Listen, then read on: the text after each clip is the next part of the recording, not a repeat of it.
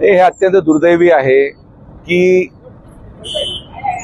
आंदोलनाची भूमिका घेणं आणि आंदोलन पुकारणं या पलीकडे जाऊन कुठल्याही लोकप्रतिनिधींनी फील्डवर येऊन ट्रॅफिक डायव्हर्जन झालं कसं पाहिजे, ट्रॅफिक डायव्हर्जन मध्ये कुठं चूक होते का, कोणीच पाहायला तयार नाही. कोणाला तरी उतरावं लागेल. त्याच वेळ माझ्यावाली मी जरा नगरपालिकेच्या महानगरपालिकेच्या प्रचारामध्ये व्यस्त होतो आणि मग आता आज जेव्हा मी घरी चाललो होतो लोणीला तेव्हा मी विचारला हा प्रश्न, का एवढी जाम लागू राहिली रोज राहुरीमध्ये. तर ते काही खड्डं पडलं होतं ते बुजवलं नव्हतं, तेव्हा JCB बोलवला, रोलर बोलवला, तर खड्डे बुजवला, तर ट्रॅफिक सुरळीत चालू झाली.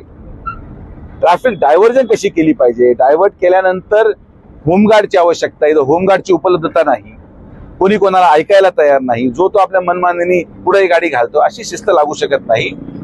आता मी त्यांना सांगितलं 2 दिवसामध्ये होमगार्डचा शोध घ्यायला.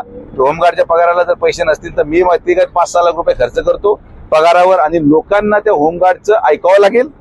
ट्रॅफिक डायव्हर्जन जर व्यवस्थित करण्यात आलं तर ट्रॅफिक जाम होणार नाही. रस्ता होऊ राहिला, डोळे पुढे होऊ राहिलं, डांबर पडून राहिलं, रस्त्याची गती आहे, पण लोकांची गैरसोय न होता रस्ता होणं हे पण तितकंच गरजेचं आहे.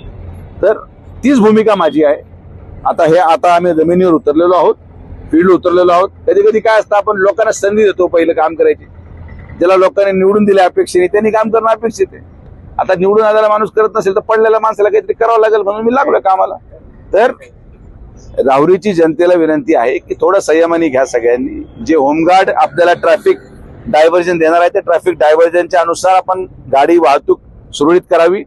सगळ्यांनी एकमेकाला सहकार्य करा. एका कोणाच्या एकट्याचा घराचा रस्ता नाही, माझ्या एकट्या घराचा रस्ता नाही, पण जर तुम्ही सगळेजण एकमेकाला सहकार्य करून राहिलात तर रस्ता लवकर पूर्ण होईल आणि येणाऱ्या जाणाऱ्याची गैरसोय होणार नाही. ही आपल्या चॅनलच्या वतीने नम्र विनंती करतो.